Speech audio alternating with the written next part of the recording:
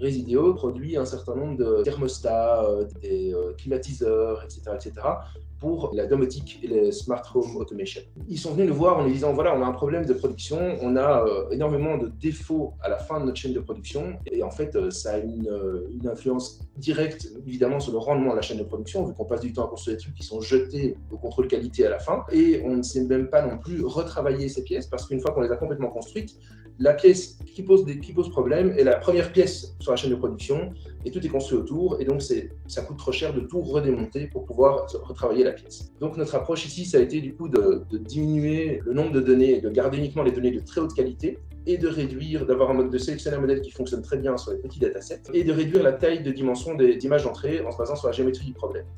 Donc la géométrie du problème, c'est que l'endroit où le certissage arrive, c'est circulaire. Donc on a commencé par centrer, masquer les images autour de cette zone d'intérêt. Et ensuite, on a divisé chacune de cette zone, de cet anneau, en petites images. On a présenté chacune séparément en modèle.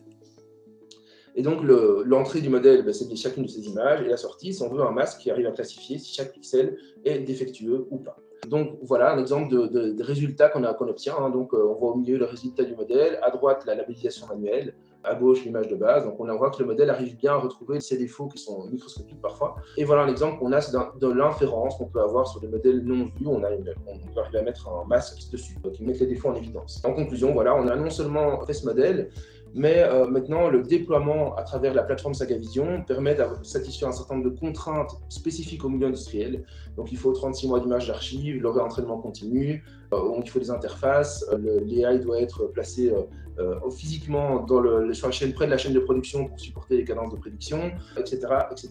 Et donc maintenant, on a pu contrôler 100% du volume de la chaîne de production au début, ce qui permet du coup d'augmenter le rendement et augmenter la quantité de pièces qu'on peut retravailler et diminuer donc les déchets.